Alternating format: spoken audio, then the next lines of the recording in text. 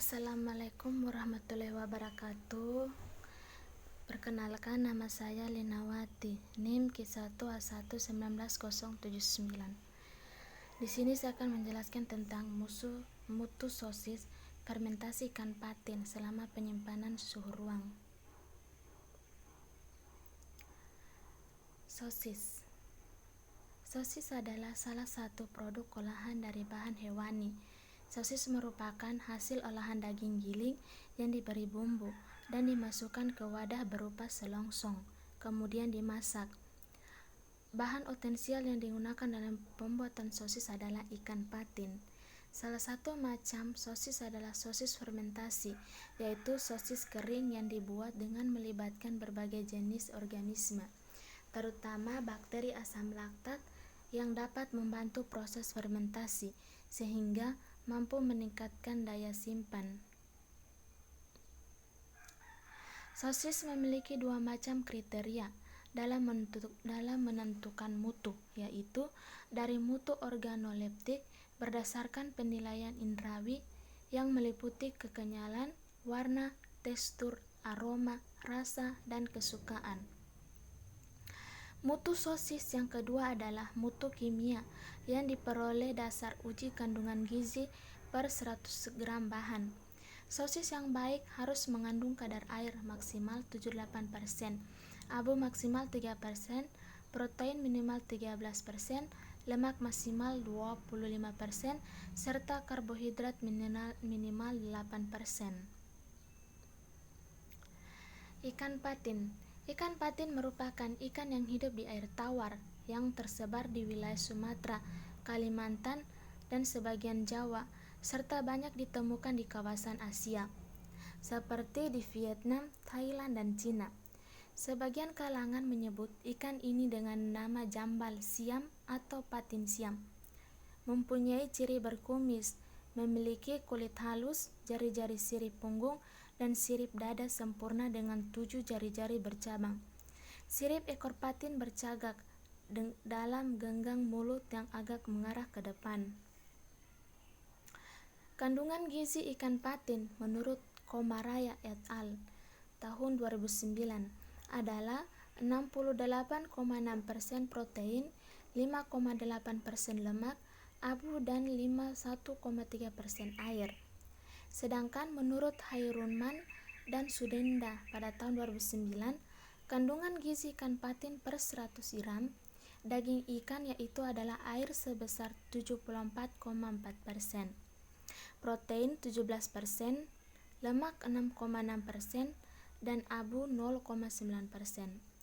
Ikan patin yang telah disiangi memiliki bobot sebesar 79,7% dari berat bobok awal, dan berat ikan filet sebesar 61,7% bobot ikan patin. Mikroba yang berperan dalam fermentasi sosis ikan patin. Bakteri asam laktat, yaitu Lactobacillus plantarum, IBI, yang dapat mengoptimalkan proses fermentasi. Sosis fermentasi menggunakan bakteri asam laktat yang berperan untuk mengawetkan daging, disebabkan mampu menghambat pertumbuhan bakteri patogen dan pembusukan makanan sehingga memiliki masa simpan, dapat bertahan lama. Bakteri asam laktat yang digunakan pada produk fermentasi ikan patin berupa kultur starter. Kedua, Lactobacillus fermentum. Lactobacillus fermentum merupakan bakteri yang tidak membentuk spora dan bersifat heterofermentatif dan menunjukkan efek antioksidasif dan antioterogenik. Selain itu, Lactobacillus fermentum dapat memproduksi hidrogen peroksida yang berperan sebagai senyawa mikroba. Lactobacillus fermentum adalah bakteri golongan asam laktat yang mampu menghasilkan asam laktat melalui metabolisme glukosa, memproduksi enzim pemecah pati atau amilase dan enzim amilopululanase yang memutus ikatan amilosa dan amilopektin sehingga dapat hidup pada substrat pati. Lactobacillus fermentum merupakan bakteri gram positif yang memfermentasi karbohidrat menjadi energi dan asam laktat. Selain itu, Lactobacillus dapat memproduksi sejumlah kecil senyawa organik yang memberikan aroma dan flavor pada produksi hasil fermentasinya. Ini adalah salah satu diagram alir pembuatan sosis fermentasi ikan patin.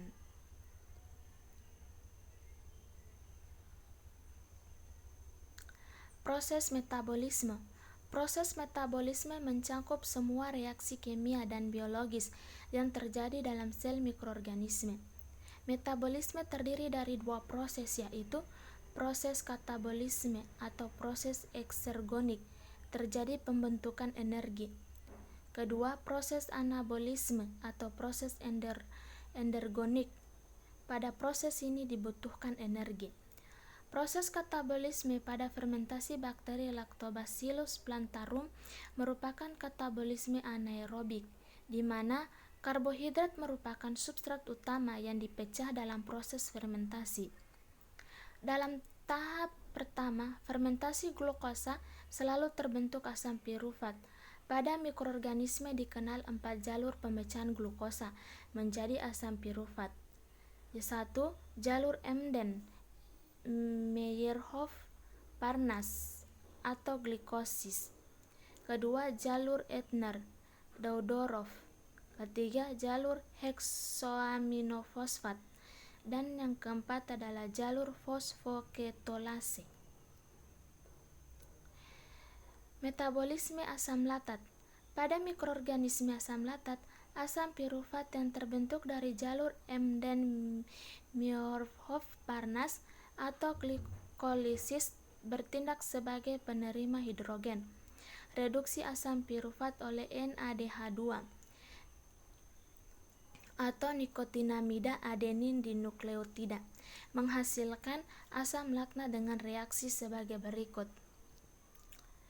Ini reaksinya.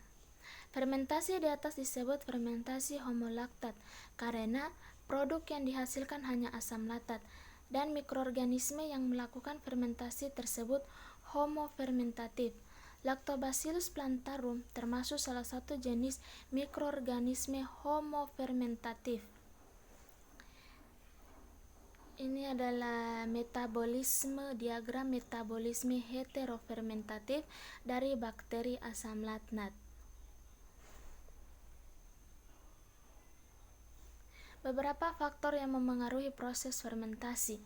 Pertama itu suhu. Suhu merupakan faktor yang terpenting yang memengaruhi dan menentukan mikroba yang dominan dalam fermentasi. Suhu optimal 37-40 derajat Celcius. Suhu yang terlalu tinggi mengakibatkan kematian bagi mikroba, sedangkan suhu yang terlalu rendah mengakibatkan mikroba tidak aktif. Perlakuan waktu penyimpanan hari ke-0, ke-4, ke-8, ke-12, dan hari ke-16 yang disimpan pada suhu ruang dan dilakukan sebanyak 3 kali. Hasil uji dilakukan dengan analisis seragam atau ANOVA. Hasil uji yang dilakukan berbeda nyata apabila F dihitung. F tabel pada taraf nyata 0,5, maka dilakukan uji lanjutan, yaitu uji Duncan. Uji lanjut Duncan menunjukkan bahwa sensori hedonik tekstur sosis fermentasi ikan patin selama penyimpanan hari ke-4, ke-8, ke-12, dan ke-16. Tekstur sosis fermentasi ikan patin pada hari ke-12 tidak berbeda nyata pada hari ke-16. Kedua, pH. pH substrat atau media fermentasi merupakan salah satu faktor yang menentukan kehidupan Lactobacillus. Salah satu sifat Lactobacillus adalah bahwa pertumbuhan dapat berlangsung dengan baik pada kondisi pH 5,5 sampai 6,5. Dan yang ketiga adalah substrat. Mikroba membutuhkan substrat untuk tumbuh. Oleh sebab itu, kadar substrat mempengaruhi jalannya fermentasi. Sekian dan terima kasih. Itu yang bisa saya sampaikan. Bila ada kesalahan mohon dimaafkan. Wabillahi taufiq wal hidayah. Wassalamualaikum warahmatullahi wabarakatuh.